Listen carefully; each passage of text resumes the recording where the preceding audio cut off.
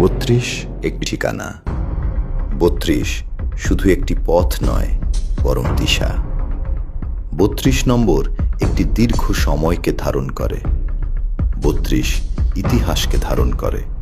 ধানমন্ডি ৩২ নম্বরের এই বাড়িটিতেই বাস করতেন বাংলাদেশের প্রথম রাষ্ট্রপতি এবং স্বাধীনতা সংগ্রামের অন্যতম প্রধান নেতা বঙ্গবন্ধু শেখ মুজিবুর রহমান ও তার পরিবার।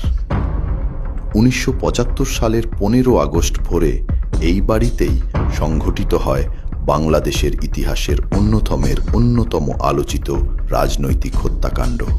সেই ঘটনার পর থেকে এই ঠিকানাটি আর শুধু একটি বাসভবনের নাম নয়, এটি পরিণত হয়েছে একটি জাতীয় স্মৃতি এবং একটি ঐতিহাসিক প্রতীকে।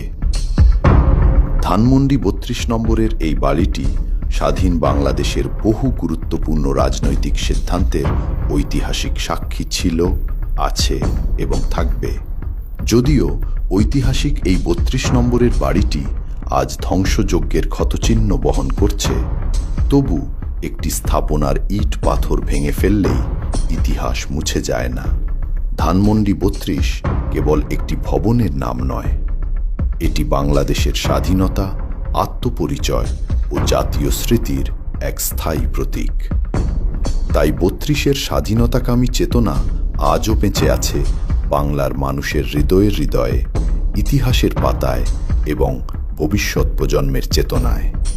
অতীতের স্মারক হিসেবে নয়, বরং ভবিষ্যতের ভিত্তি হিসেবে।